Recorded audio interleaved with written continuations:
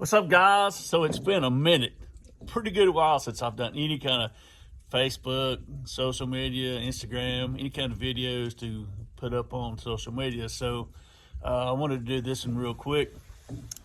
May do a few more. We don't know. So I'm out here in the snow. It's snowing in North Carolina at a house that we're working on, and I had to walk to it, but thought I'd do a little video real quick for you guys and just talk about some things that come up in my spirit. So a while back I was reading in Mathew where Jesus was talking to his disciples, and he asked his disciples, he said, "Who do men say that I am?" And got all kinds of answers of, some say you're Elijah, some say you're Elias, some say you're this, some say you're that. And that's the answer that he got, that what everybody else says he is. So, but I think the answer that he was looking for was, who do you say that I am? And when he asked that question, who do you say that I am? And Peter answered, he said, "Hey, I know who you are.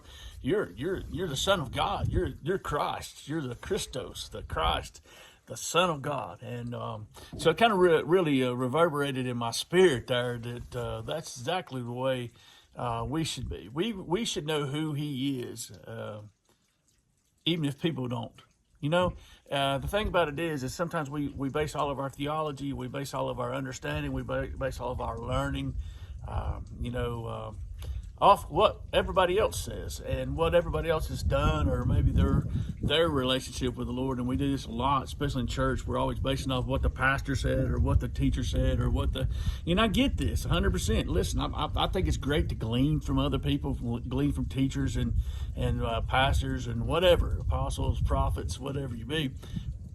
But I think it's most important, or very much more important, to be able to understand who he is in your mind and in your spirit and in your walk, and not just walking out somebody else's experiences or understandings or theologies.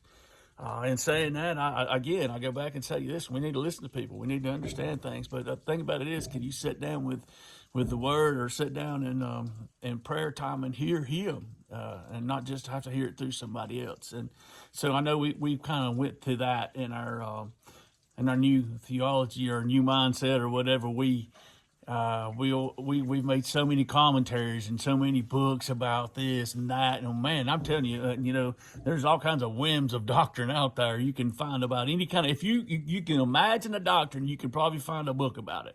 But what I'm saying is, who do you say?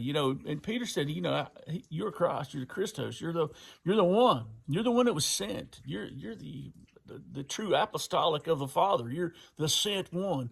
And Jesus says, you know what? He said, Peter, he said, on this rock I'm going to build my church, my ecclesia. Everything's going to be built off this revelation of who I am. And he says, Peter, he said, flesh and blood did not reveal this unto you, but my Father revealed this unto you. And so, that's where I'm at right now. I want to be, in times past, I've gleaned too much off of what people said and really fell into doctrines that, we're probably not of the right spirit, and that's what happens to us. We take something old and, that we think was valuable, but we don't build off of it. I think about that in the natural realm world. We do that a lot, especially like in schools. Schools are taught, listen, if you got a teacher, you're taught out of a textbook, and that's exactly where you're at, and that's what you're going to get, and that's what you're going to learn, and nothing more. And I think that we've done a disservice to our kids because we didn't teach them to look for more. I know this big thing about Common Core came out a few years ago, which is all of us old school people hated it because why? Because it wasn't the way we were taught. But the thing about it is it works. It may be different. It may even be longer. It may be a different route, but it still works. So it can't be just thrown out.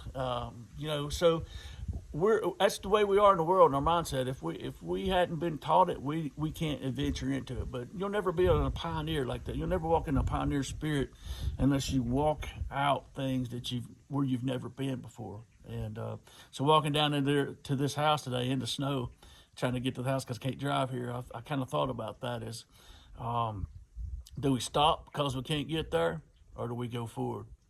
We just make another provision, another way to get to where we're going. So, and leaving you with that, I want to leave you with this. Who do you say that he is? What are you basing your theology off of, your doctrine off of? Is it something you've been taught, or is it something you sought? So there's things that are taught, there's things that are sought, and I want to be the one that seeks out the things of God. He said, seek and you shall find. So I'm going to leave you with that today. Have a blessed day. We'll talk to you soon.